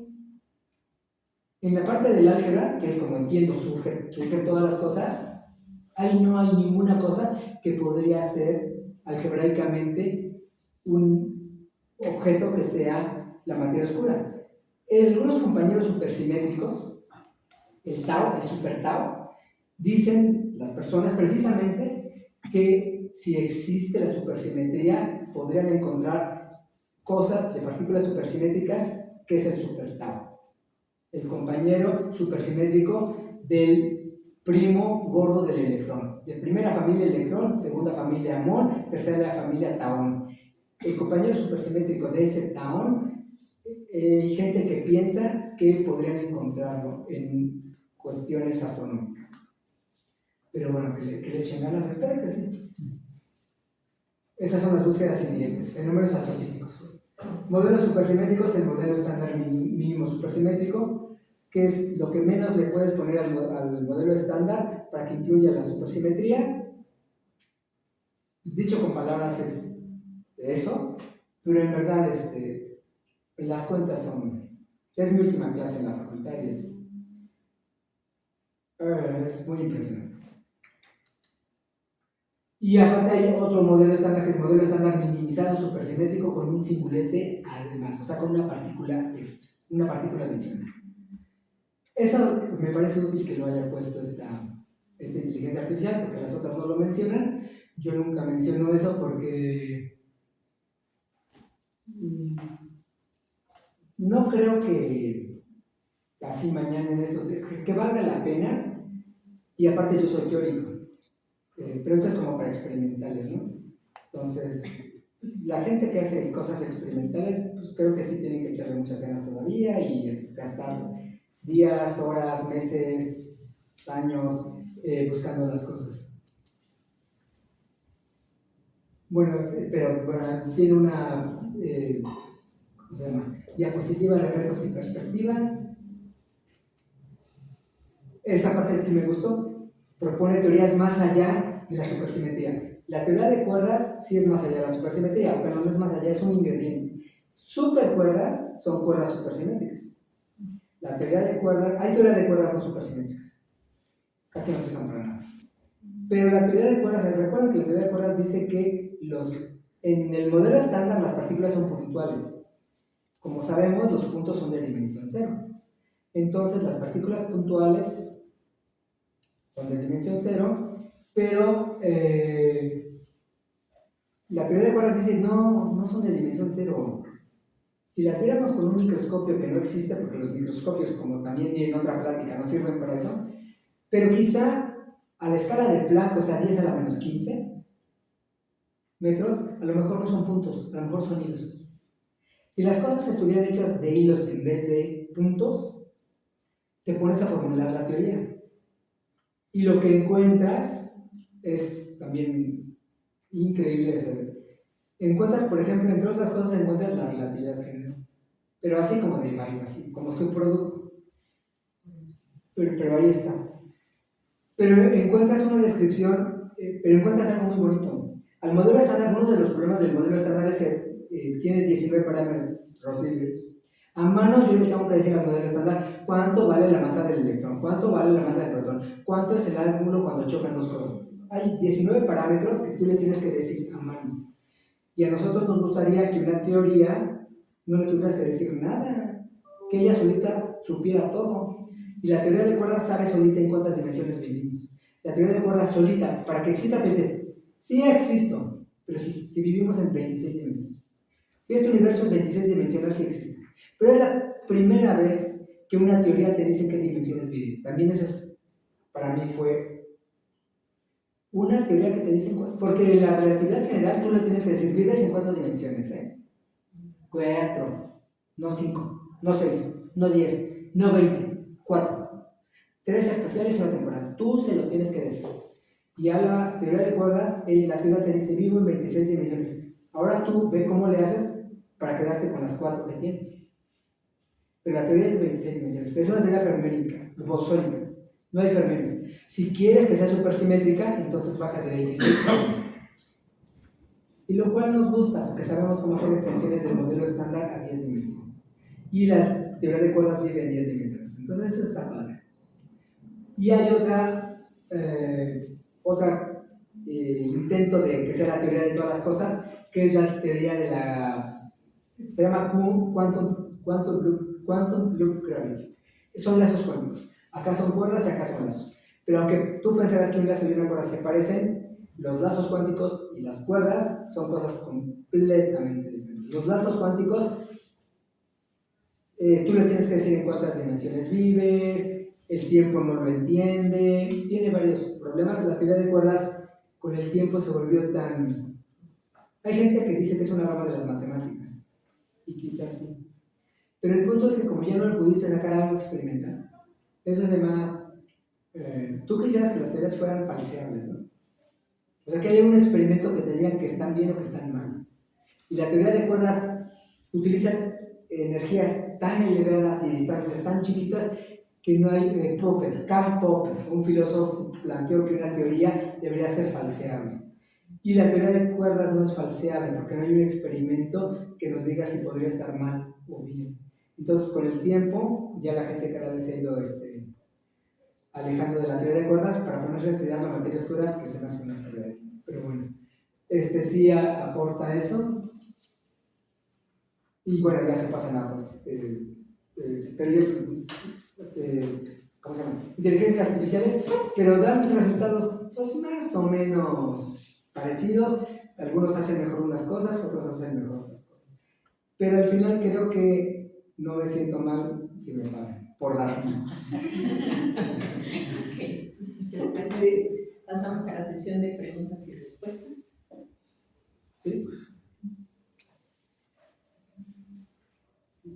La que sea.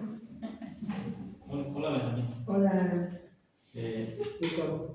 Al inicio de la plática comentaste que bueno, estas inteligencias artificiales no tienen acceso a los artículos de las revistas más prestigiosas y publicaciones actuales y demás. ¿Tú crees que si lo tuvieran, tú lo usarías como para aprovecharlas y debería parar eso, pero lo voy a decir. Quizá lo recorto cuando lo edite para sobrevivir. Un alumno mío, exalumno mío, se fue a la LHS a trabajar. Acaba de regresar a México, bueno, el semestre pasado. Y él me contó que el LHS tiene una inteligencia artificial para estudiar los datos, para encontrar partículas. Y han encontrado cosas, lo que a él le impresionó de lo que me dijo, es primero que le ganaba al campeón mundial de Go, pero eso también ya supe después, perdió el habla ese cuate. El campeón mundial de Go, cuando le ganó una inteligencia artificial, quedó en shock y dejó de hablar un mes, ¿verdad? Pues es que es gente que el Go es un juego pues, matemático y dedicas tu vida a jugar eso. Y le ganó. Pero bueno, lo que me contó él es que han encontrado cosas, pero todavía no tienen la suficiente cantidad de sigmas para decir que lo han encontrado. Entonces todavía no se puede, pero él me dijo 2 años antes de que dijeran que habían encontrado el Higgs, me dijeron, ya lo encontramos. Nada más que no hemos llegado a la certidumbre estadística para poderlo anunciar. Pero él me dijo que ahí el CERN tiene una inteligencia artificial que está poniéndose a pensar cosas que le dijeron, bueno, ya haces todo, le ganas a Gol, le ganas al campeón de ajedrez, haces todo. Y le pusieron un problema de supersimetría que nadie sabía cómo resolverlo, que nadie sabía hacerlo. Y lo pudo hacer. Pero se lo pusieron a hacerlo. O sea, ellos, pero claro, le pusieron un super prompt. Necesito que haga el prompt ha de ser un libro, ¿no? Y ya que le dieron esas órdenes, la supersimetría resolvió un problema que nadie había podido resolver. Y proporcionó cuestiones teóricas importantes a la teoría. Y publicó un artículo.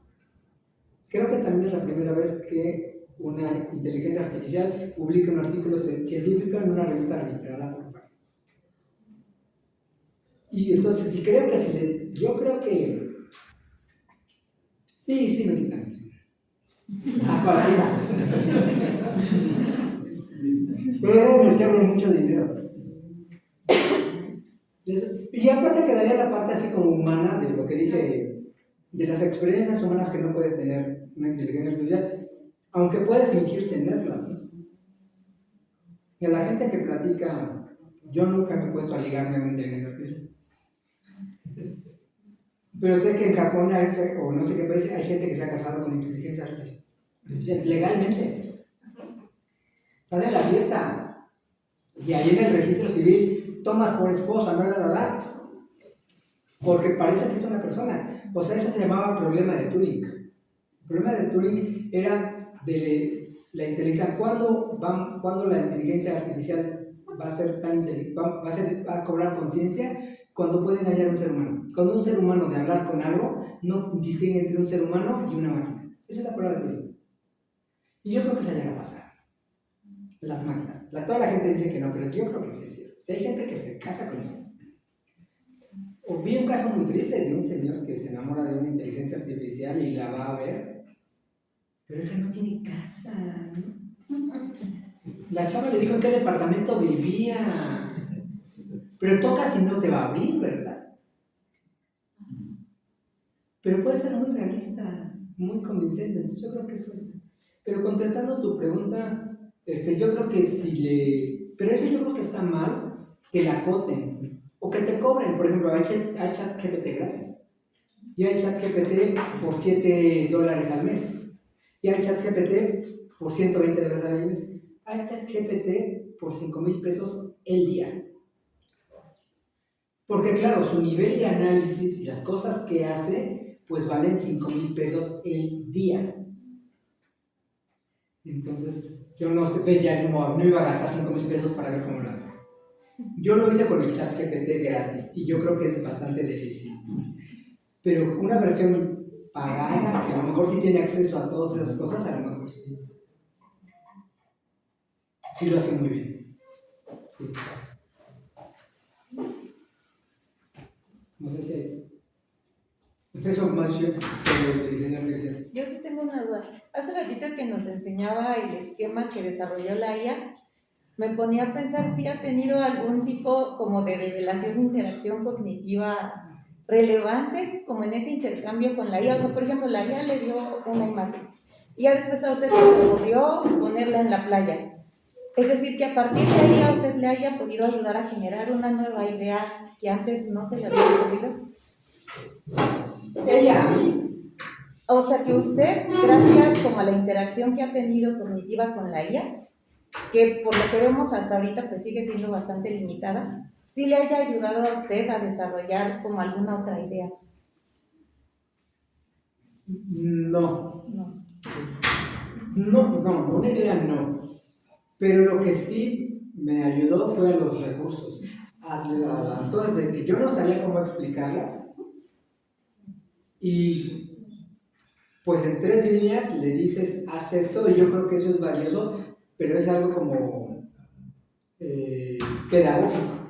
Yo creo que me aportó cosas pedagógicas, pero de las cuestiones profundas No, yo nunca me he puesto a filosofar o a hablar de ciencia con ella, porque yo ni de hola, ¿cómo estás? ¿A qué hora vas al bar? Ni a ligármela, ni a qué. Aunque sí de un problema.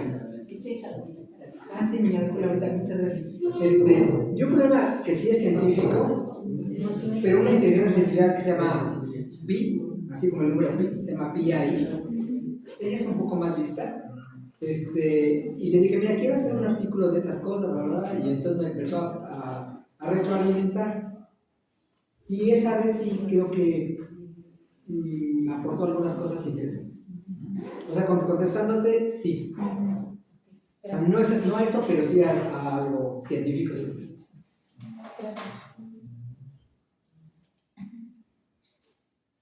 Hola, Benjamín, soy Hola. Me gustó el análisis que hiciste porque finalmente tú como el experto das la asignatura y demás, tú puedes discernir sobre qué te está ofreciendo, ¿no? Y sobre tu propósito con respecto a lo que ofrece cada día. Mi pregunta sería, ¿cuál sería tu propuesta de cómo deberíamos de poder usar la IA tanto como docentes como los estudiantes que van a tener acceso a ella? ¿Cuál sería tu propuesta? Yo lo que aprendí es que es muy importante, pues lo que decían los abuelitos, ¿no? En el pedir está el dar. Entonces, como no puedo estar en el pizarrón parado mucho tiempo y no puedo estar escribiendo, afortunadamente ahí tenemos los pizarrones son de plumones y eso. Entonces les digo, la clase, primero lo pongo todo en el Classroom.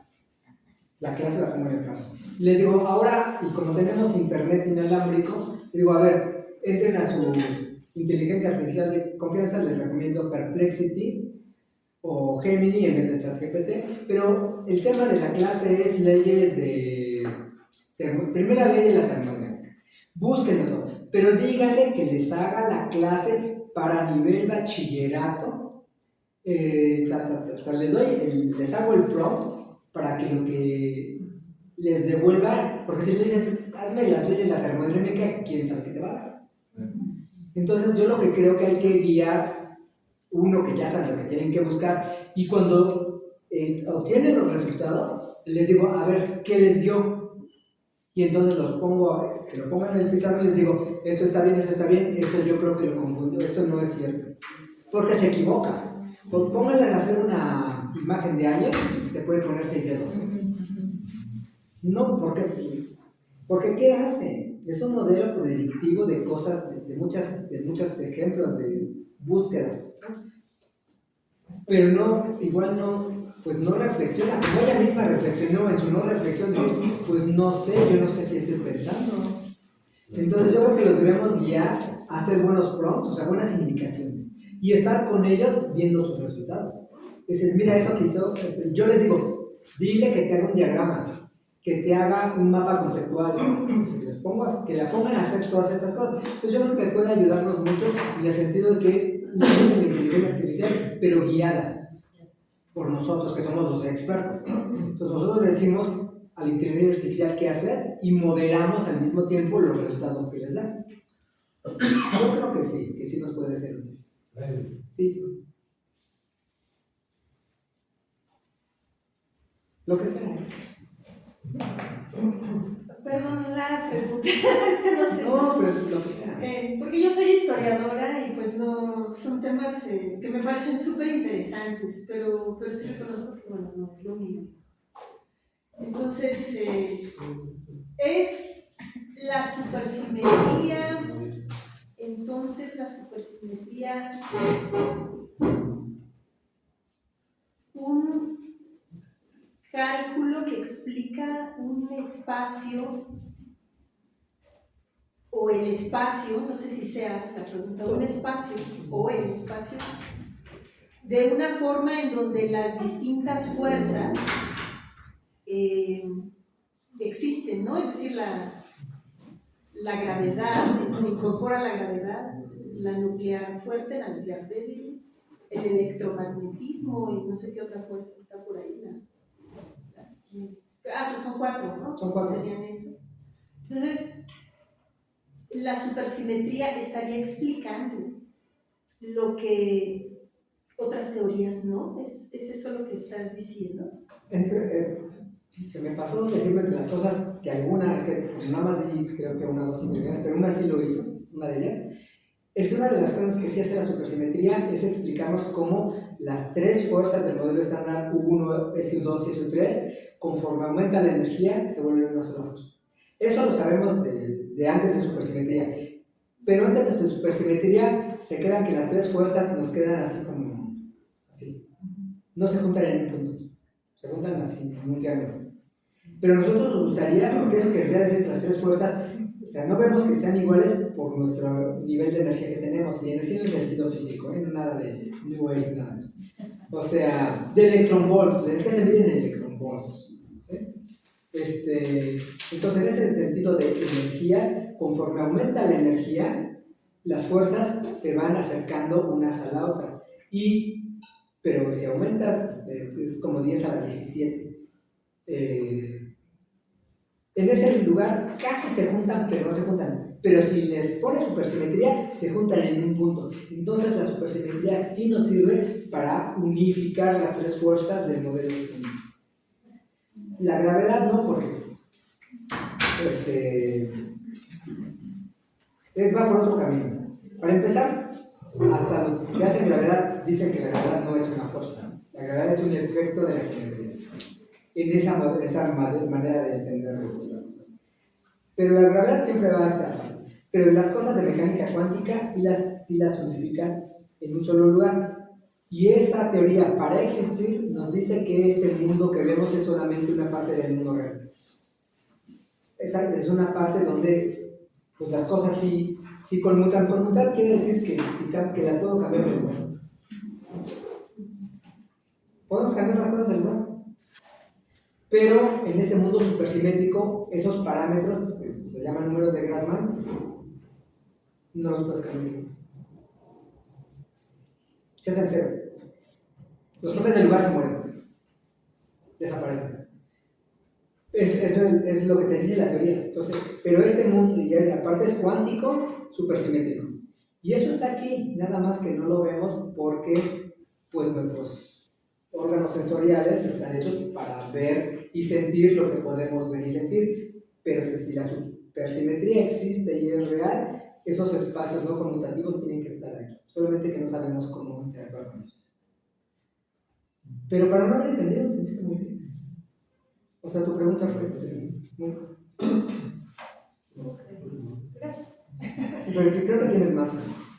Sí. Bueno, es que me parece que son teorías que tratan de explicar, pues, todas las partículas, ¿no? Macro, micro, que existen en el universo. Y entonces, pues siempre, a mí me parecería que estaríamos muy lejos de una teoría que lo explique, por lo menos todavía. Es decir, bueno, porque de entrada, pensar, tú hablabas del que estaba congelado en el hielo, ¿no? Y dice, bueno, ¿por qué no tiene con la misma inteligencia si se clona, pero no lo necesitaba para cazar un mamut, ¿no? Entonces, tal vez nosotros ahorita estamos muy lejos, seguimos igual de lejos que el que está en el hielo, sin clonarse, esperando a ser clonado, porque no necesitamos esa teoría aún que nos permita un montón de cosas, pues. Es decir, llegar a una teoría que explique todo eso, creo que van los físicos por buen camino, pero también decir en esta generación lo vamos a lograr, puede que sí, sería genial, pero no será que el universo, la matemática del universo es muy compleja para expresarla. Eso que acabas de decir es muy interesante. Y yo, por ejemplo, el grupo 1 es una manera, esos grupos quiere decir que son matrices. Matrices, matemáticamente, si quieren pensar, son como unas cajas, si quieren, en 3 dimensiones o en 2. Pero el punto es que son cajas bien chiquitas. El grupo 1 es una caja con un solo espacio. El grupo 1, el de la luz, es una caja, una sola caja. Y lo que puedes meter ahí son números complejos. S y 2 es una caja de 2 por 2. Hagan un cuadrado. 2 por 2. Entonces son grupos bien chiquitos.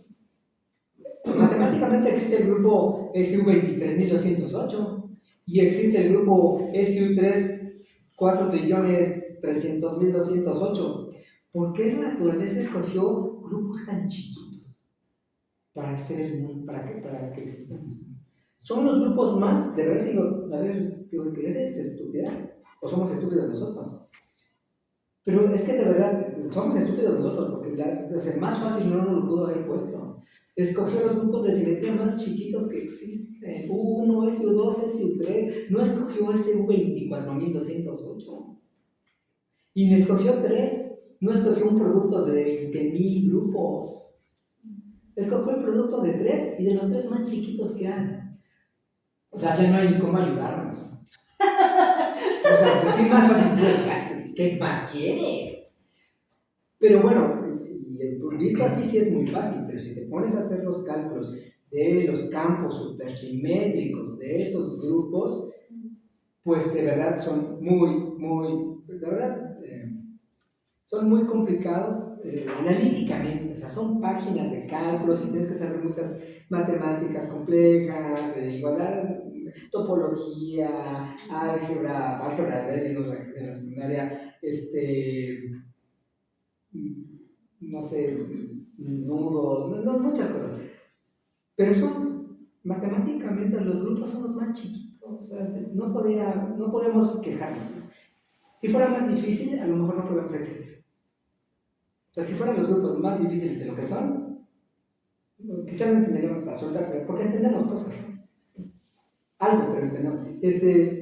Pero tienes razón, pero es una cuestión de... Puede ser primero puede ser que la respuesta no existe. Eso podría ser, no existe una teoría de todas las cosas. Esa es una posibilidad. Y otra posibilidad es que sí existe y nos va a llevar un tiempo alcanzarla. Pero otra posibilidad es que sí existe, pero vamos a ser siempre lo suficientemente estúpidos y nunca vamos a llegar.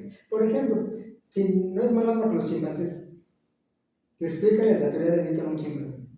¿Cuántas generaciones de chimpancés te van a tardar para que puedan hacer cálculos? Infinitas. Pues a lo mejor esa teoría del todo está a infinitas generaciones nuestras para entender, de nuestro conocimiento, de nuestro entendimiento, de nuestra inteligencia. Yo lo dije la vez pasada, pues nuestro cerebro es una cosa de ese tamaño. Tiene 100.000 millones de neuronas. Pues no son tan. O sea, quizás no tenemos la inteligencia y nunca la vamos a tener. No lo sé. Pero siempre nos gusta pensar que sí, ¿no? O sea, no nos podemos elegir. Sí, claro. Pero podría ser que algún día veamos, pero ya que veamos que no se puede, como con este teorema de Coleman, que dijo, eso no se puede hacer, ¿qué hicimos? Encontrar la manera de hacerlo. Entonces, aunque encontráramos que no se puede, una parte de nosotros soñaría con que sí puede y seguiríamos haciendo física y matemáticas. Muy interesante. Pues, si no hay más preguntas, muchísimas gracias. Si no hay más preguntas, muchísimas gracias.